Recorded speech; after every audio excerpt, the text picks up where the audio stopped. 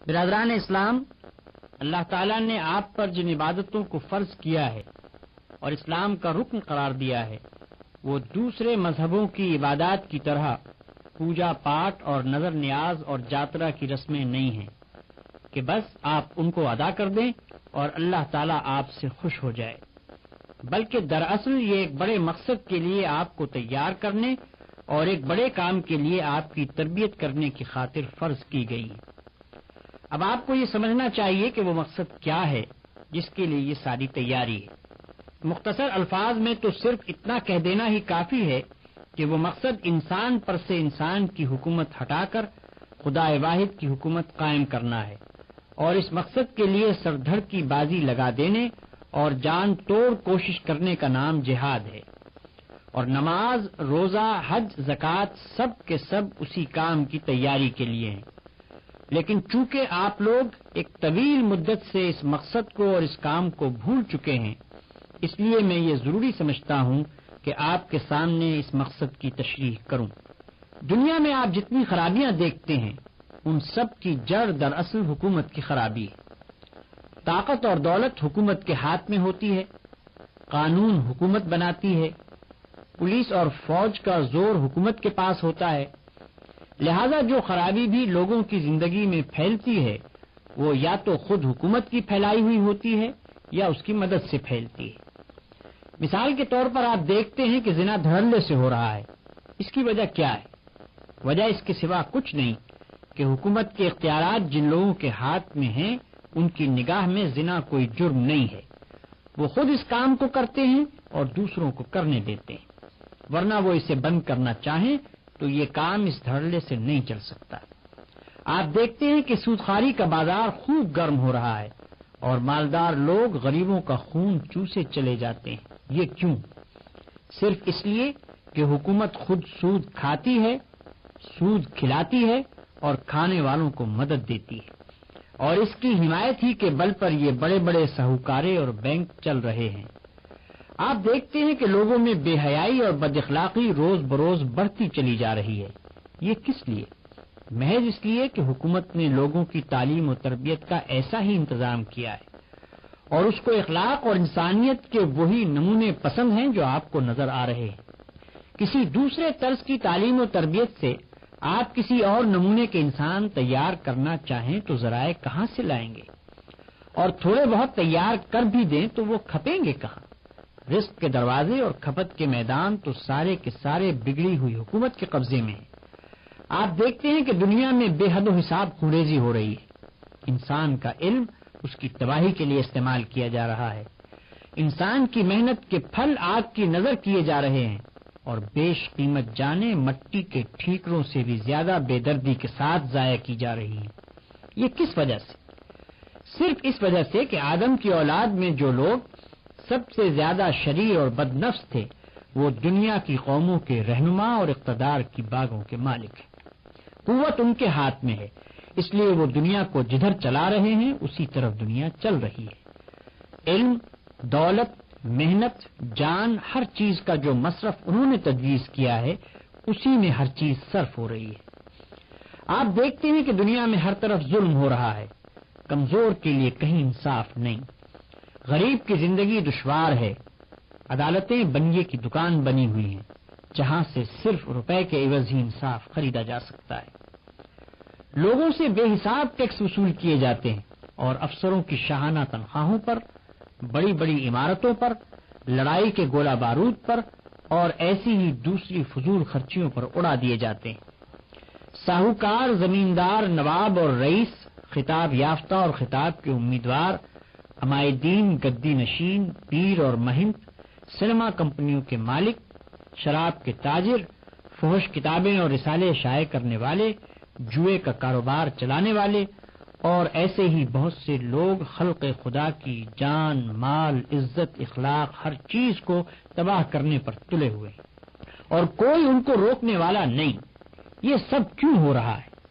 صرف اس لیے کہ حکومت کی کل بگڑی ہوئی ہے۔ طاقت جن ہاتھوں میں ہے وہ خراب ہے، وہ خود بھی ظلم کرتے ہیں اور ظالموں کا ساتھ بھی دیتے ہیں، اور جو ظلم بھی ہوتا ہے اس وجہ سے ہوتا ہے کہ وہ اس کے ہونے کے خواہش مند یا کم از کم روادار ہیں۔ ان مثالوں سے یہ بات آپ کی سمجھ میں آ گئی ہوگی کہ حکومت کی خرابی تمام خرابیوں کی جڑ ہے اور سارا بگاڑ نتیجہ ہے اس ایک بات کا کہ اختیارات اور اقتدار کی کنجیاں غلط ہاتھوں میں ہیں۔ یہ بات جب آپ کے ذہن نشین ہو گئی تو یہ سمجھنا آپ کے لیے آسان ہے کہ خلق خدا کی اصلاح کرنے اور لوگوں کو تباہی کے راستوں سے بچا کر فلاح اور سعادت کے راستے پر لانے کے لیے اس کے سوا کوئی چارہ نہیں ہے کہ حکومت کے بگاڑ کو درست کیا جائے۔ معمولی عقل کا آدمی بھی اس بات کو سمجھ سکتا ہے کہ جہاں لوگوں کو زنا کی آزادی حاصل ہو وہاں زنا کے خلاف خواہ کتنا ہی واز کیا جائے زنا کا بند ہونا محال ہے۔ شراب، جوا، سود، رشوت، فحش تماشے، بے حیائی کے لباس، بد اخلاق بنانے والی تعلیم اور ایسی ہی دوسری چیزیں اگر آپ وازوں سے دور کرنا چاہیں تو کامیابی ناممکن ہے۔ جو لوگ خلق خدا کو لوٹتے اور اخلاق کو تباہ کرتے ہیں ان کو آپ محض پند و نصیحت سے چاہیں کہ اپنے فائدوں سے ہاتھ دھو لیں تو یہ کسی طرح ممکن نہیں۔ ہاں، اقتدار ہاتھ میں لے کر آپ بزور ان کا خاتمہ کر دیں تو ساری خرابیوں کا انسداد ہو سکتا ہے۔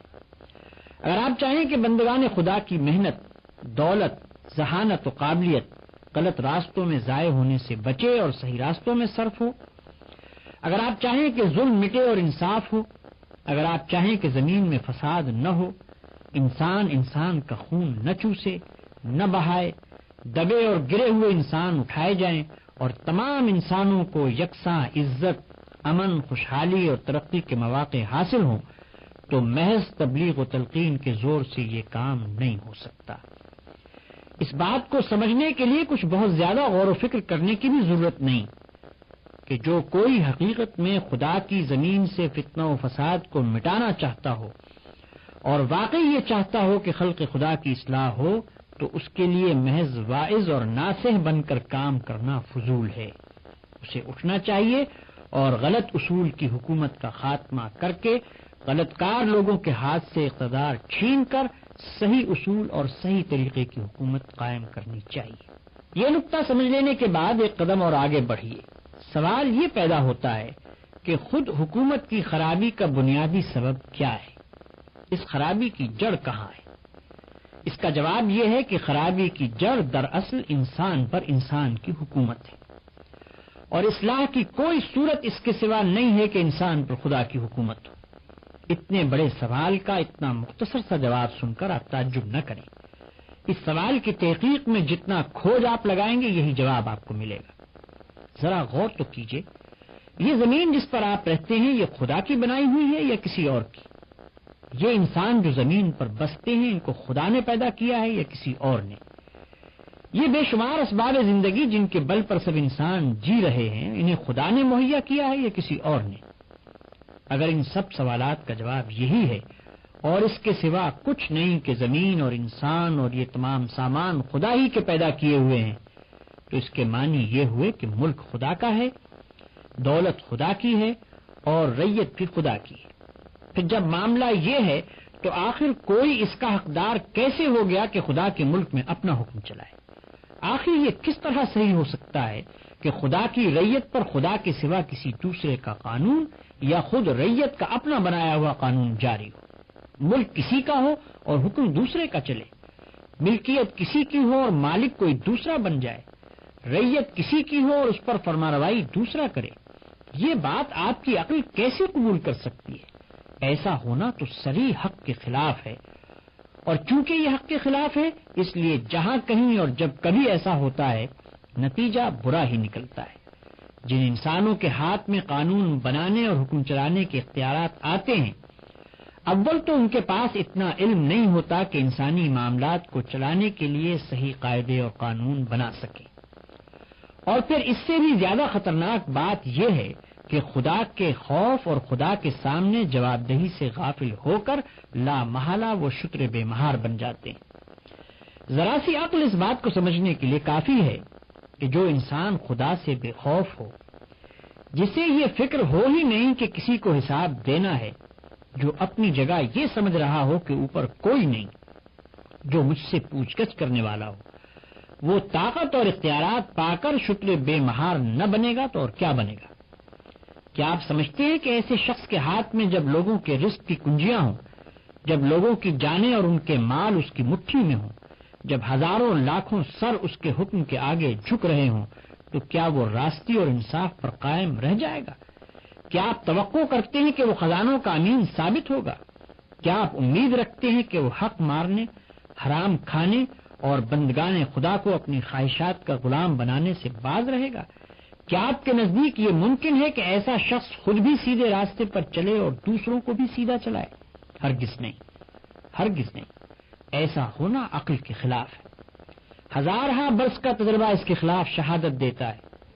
آج اپنی آنکھوں سے آپ خود دیکھ رہے ہیں کہ جو لوگ خدا سے بے خوف اور آخرت کی جواب دہی سے غافل ہیں، وہ اختیارات پا کر کس قدر ظالم، خائن اور بدراہ ہو جاتے ہیں۔ لہذا حکومت کی بنیاد میں جس اصلاح کی ضرورت ہے وہ یہ ہے کہ انسان پر انسان کی حکومت نہ ہو بلکہ خدا کی حکومت ہو۔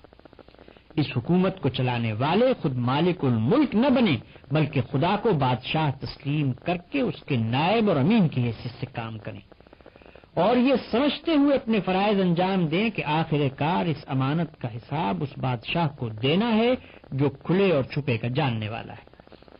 قانون اس خدا کی ہدایت پر مبنی ہو جو تمام حقیقتوں کا علم رکھتا ہے اور دانائی کا سرچشمہ ہے۔ اس قانون کو بدلنے یا اس میں ترمیم و تنسیخ کرنے کے اختیارات کسی کو نہ ہو، تاکہ وہ انسانوں کی جہالت یا خود غرضی اور ناروا خواہشات کے دخل پا جانے سے بگڑ نہ جائے۔ یہی وہ بنیادی اصلاح ہے جس کو اسلام جاری کرنا چاہتا ہے۔ جو لوگ خدا کو اپنا بادشاہ تسلیم کر لیں اور اس قانون پر جو خدا نے اپنے نبی صلی اللہ علیہ وسلم کے ذریعے سے بھیجا ہے ایمان لے آئیں، ان سے اسلام یہ مطالبہ کرتا ہے کہ وہ اپنے بادشاہ کے ملک میں اس کا قانون جاری کرنے کے لیے اٹھیں۔ اس کی رعیت میں سے جو لوگ باغی ہو گئے ہیں اور خود مالک الملک بن بیٹھے ہیں، ان کا زور توڑ دیں اور اللہ کی رعیت کو دوسروں کی رعیت بننے سے بچائیں۔ اسلام کی نگاہ میں یہ بات ہرگز کافی نہیں ہے کہ تم نے خدا کو خدا اور اس کے قانون کو قانون برحق مان لیا۔ نہیں، اس کو ماننے کے ساتھ ہی آپ یہ فرض تم پر عائد ہو جاتا ہے کہ جہاں بھی تم ہو، جس سرزمین میں بھی تمہاری سکونت ہو، وہاں خلق خدا کی اصلاح کے لیے اٹھو۔ حکومت کے غلط اصول کو صحیح اصول سے بدلنے کی کوشش کرو۔ نا خدا ترس اور شکر بے مہار قسم کے لوگوں سے قانون سازی اور فرما روائی کے اقتدار چھین لو، اور بندگان خدا کی رہنمائی اور سربراہ کاری اپنے ہاتھ میں لے کر خدا کے قانون کے مطابق آخرت کی ذمہ داری اور جواب دہی کا اور خدا کے عالم الغیب ہونے کا یقین رکھتے ہوئے حکومت کے معاملات انجام دو۔ اسی کوشش اور اسی جد و جہد کا نام جہاد ہے۔ لیکن حکومت اور فرمانروائی جیسی بد بلا ہے، ہر شخص اس کو جانتا ہے۔ اس کے حاصل ہونے کا خیال آتے ہی انسان کے اندر لالچ کے طوفان اٹھنے لگتے ہیں۔ خواہشات نفسانی یہ چاہتی ہیں کہ زمین کے خزانے اور خلق خدا کی گردنیں اپنے ہاتھ میں آئیں تو دل کھول کر خدائی کی جائے۔ حکومت کے اختیارات پر قبضہ کر لینا اتنا مشکل نہیں جتنا ان اختیارات کے ہاتھ آ جانے کے بعد خدا بننے سے بچنا اور بندہ خدا بن کر کام کرنا مشکل ہے۔ پھر بھلا فائدہ ہی کیا ہوا اگر فرعون کو ہٹا کر تم خود فرعون بن گئے؟ لہذا اس شدید آزمائش کے کام کی طرف بلانے سے پہلے اسلام تم کو اس کے لیے تیار کرنا ضروری سمجھتا ہے کہ تم کو حکومت کا دعویٰ لے کر اٹھنے اور دنیا سے لڑنے کا حق اس وقت تک ہرگز نہیں پہنچتا جب تک تمہارے دل سے خود غرضی اور نفسانیت نہ نکل جائے، جب تک تم میں اتنی پاک نفسی پیدا نہ ہو جائے کہ تمہاری لڑائی اپنی ذاتی یا قومی اغراض کے لیے نہ ہو بلکہ صرف اللہ کی رضا، اس کی مخلوق کی اصلاح کے لیے ہو، اور جب تک تم میں یہ صلاحیت مستحکم نہ ہو جائے کہ حکومت پا کر تم اپنی خواہشات کی پیروی نہ کرو بلکہ خدا کے قانون کی پیروی پر ثابت قدم رہ سکو۔ محض یہ بات کہ تم کلمہ پڑھ کر اسلام میں داخل ہو گئے ہو تمہیں اس کا مستحق نہیں بنا دیتی کہ اسلام تمہیں خلق خدا پر ٹوٹ پڑنے کا حکم دے دے، اور پھر تم خدا اور رسول کا نام لے لے کر وہی سب حرکتیں کرنے لگو جو خدا کے باغی اور ظالم لوگ کرتے ہیں۔ قبل اس کے کہ اتنی بڑی ذمہ داریوں کا بوجھ اٹھانے کے لیے تم کو حکم دیا جائے، اسلام یہ ضروری سمجھتا ہے کہ تم میں وہ طاقت پیدا کی جائے جس سے تم اس بوجھ کو سہار سکو۔ یہ نماز اور روزہ اور یہ زکوٰۃ اور حج دراصل اسی تیاری اور تربیت کے لیے۔ اللہ کا دین ان تمام آدمیوں کو جو اس کی ملازمت میں بھرتی ہوں پہلے خاص طریقے سے تربیت دیتا ہے، پھر ان سے جہاد اور حکومت الہی کی خدمت لینا چاہتا ہے۔ دین الہی کو جو کام اپنے آدمیوں سے لینا ہے وہ چونکہ سارا کا سارا ہے ہی اخلاقی کام، اس لیے وہ سب سے زیادہ اہم اس بات کو سمجھتا ہے کہ انہیں خدا ترس اور نیک نفس بنائے۔ وہ ان میں اتنی طاقت پیدا کرنا چاہتا ہے کہ جب وہ زمین میں خدا کی خلافت قائم کرنے کا دعویٰ لے کر اٹھیں تو اپنے دعوے کو سچا کر کے دکھا سکیں۔ وہ لڑیں تو اس لیے نہ لڑیں کہ انہیں خود اپنے واسطے مال و دولت اور زمین درکار ہے، بلکہ ان کے عمل سے ثابت ہو جائے کہ ان کی لڑائی خالص خدا کی رضا کے لیے ہے اور اس کے بندوں کی فلاح و بہبود کے لیے ہے۔ وہ فتح پائیں تو متکبر و سرکش نہ ہوں، بلکہ ان کے سر خدا کے آگے جھکے رہیں۔ وہ حاکم بنیں تو لوگوں کو اپنا غلام نہ بنائیں، بلکہ خود بھی خدا کے غلام بن کر رہیں اور دوسروں کو بھی خدا کے سوا کسی کا غلام نہ رہنے دیں۔ وہ زمین کے خزانوں پر قابض ہوں تو اپنی یا اپنے خاندان والوں یا اپنی قوم کے لوگوں کی جیبیں نہ بھرنے لگیں، بلکہ خدا کے رزق کو اس کے بندوں پر انصاف کے ساتھ تقسیم کریں، اور ایک سچے امانت دار کی طرح یہ سمجھتے ہوئے کام کریں کہ کوئی آنکھ ہمیں ہر حال میں دیکھ رہی ہے اور اوپر کوئی ہے جسے ہم کو ایک ایک پائی کا حساب دینا ہے۔ اس تربیت کے لیے ان عبادتوں کے سوا اور کوئی دوسرا طریقہ ممکن ہی نہیں ہے۔ اور جب اسلام اس طرح اپنے آدمیوں کو تیار کر لیتا ہے تب وہ ان سے کہتا ہے کہ ہاں، اب تم روئے زمین پر خدا کے سب سے زیادہ صالح بندے ہو، لہذا آگے بڑھو، لڑ کر خدا کے باغیوں کو حکومت سے بے دخل کر دو اور خلافت کے اختیارات اپنے ہاتھ میں لے لو۔ قرآن میں ارشاد ہوتا ہے، کنتم خیر امت اخرجت للناس تأمرون بالمعروف وتنہون عن المنکر وتؤمنون باللہ۔ دنیا میں وہ بہترین گروہ تم ہو جسے انسانوں کی ہدایت و اصلاح کے لیے میدان میں لایا گیا ہے۔ تم نیکی کا حکم دیتے ہو، بدی سے روکتے ہو اور اللہ پر ایمان رکھتے ہو۔ بھائیو، مجھے امید ہے کہ تم نے اچھی طرح سمجھ لیا ہوگا کہ یہ نماز اور روزہ اور یہ حج اور زکوٰۃ کس غرض کے لیے۔ تم اب تک یہ سمجھتے رہے ہو کہ یہ عبادتیں محض پوجا پاٹ قسم کی چیزیں ہیں۔ تمہیں یہ بتایا ہی نہیں گیا کہ یہ ایک بڑی خدمت کی تیاری کے لیے۔ اسی وجہ سے اس کام کے لیے کبھی تیار ہونے کا خیال تک تمہارے دلوں میں نہ آئے، جس کے لیے دراصل ان عبادتوں کو فرض کیا گیا تھا۔ مگر اب میں تمہیں بتاتا ہوں کہ جس دل میں جہاد کی نیت نہ ہو اور جس کے پیش نظر جہاد کا مقصد نہ ہو، اس کی ساری عبادتیں بے معنی ہیں۔ ان بے معنی عبادت گزاریوں سے اگر تم گمان رکھتے ہو کہ خدا کا تقرب نصیب ہوتا ہے تو خدا کے ہاں جا کر تم خود دیکھ لو گے کہ انہوں نے تم کو اس سے کتنا زیادہ قریب کیا۔ وما علینا الا البلاغ وآخر دعوانا ان الحمد للہ رب العالمین۔ بسم اللہ الرحمن الرحیم۔ اللہ کے نام سے جو بے انتہا مہربان اور رحم فرمانے والا ہے۔ تبارک الذی بیدہ الملک وہو علی کل شیء قدیر۔ نہایت بزرگ و برتر ہے وہ جس کے ہاتھ میں کائنات کی سلطنت ہے اور وہ ہر چیز پر قدرت رکھتا ہے۔ الذي خلق الموت والحياة ليبلوكم أيكم أحسن عملا۔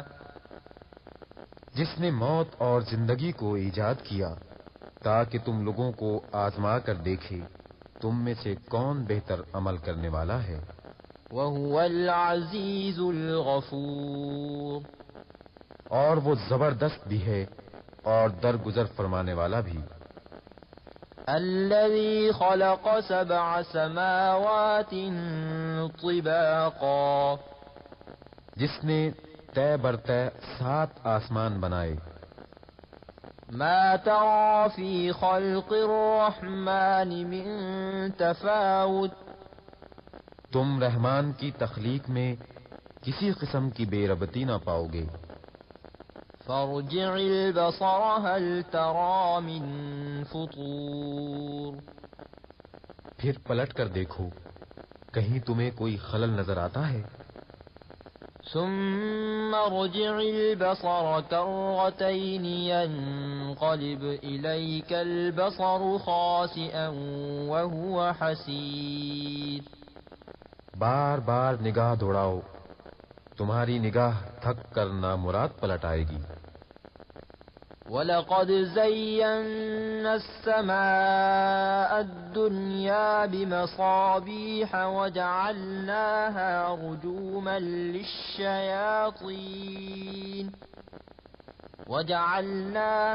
رُجُومًا لِلشَّيَاطِينِ وَأَعْتَدْنَا لَهُمْ عَذَابَ السَّعِيرِ. ہم نے تمہارے قریب کے آسمان کو عظیم و شان چراغوں سے آراستہ کیا ہے اور انہیں شیاطین کو مار بھگانے کا ذریعہ بنا دیا ہے. ان شیطانوں کے لیے بھڑکتی ہوئی آگ ہم نے مہیا کر رکھی ہے. وَلِلَّذِينَ كَفَرُوا بِرَبِّهِمْ عَذَابُ جَهَنَّمَ وَبِئْسَ الْمَصِيرُ. جن لوگوں نے اپنے رب سے کفر کیا ہے ان کے لیے جہنم کا عذاب ہے اور وہ بہت ہی برا ٹھکانہ ہے. اذا القوا فيها سمعوا لها شهيقا وهي تفور تكاد تميز من الغيظ. جب وہ اس میں پھینکے جائیں گے تو اس کے دھاڑنے کی ہولناک آواز سنیں گے اور وہ جوش کھا رہی ہوگی، شدت غضب سے پھٹی جاتی ہوگی. كلما ألقي فيها فوج سألهم خزنتها ألم يأتكم نذير. ہر بار جب کوئی انبوہ اس میں ڈالا جائے گا اس کے کارندے ان لوگوں سے پوچھیں گے کیا تمہارے پاس کوئی خبردار کرنے والا نہیں آیا تھا؟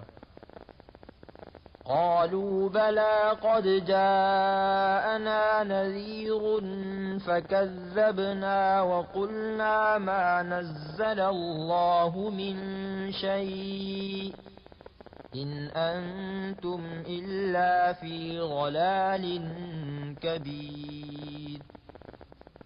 وہ جواب دیں گے ہاں خبردار کرنے والا ہمارے پاس آیا تھا مگر ہم نے اسے جھٹلا دیا اور کہا اللہ نے کچھ بھی نازل نہیں کیا ہے، تم بڑی گمراہی میں پڑے ہوئے ہو. اللہ نے کچھ بھی نازل نہیں کیا ہے، تم بڑی گمراہی میں پڑے ہوئے ہو.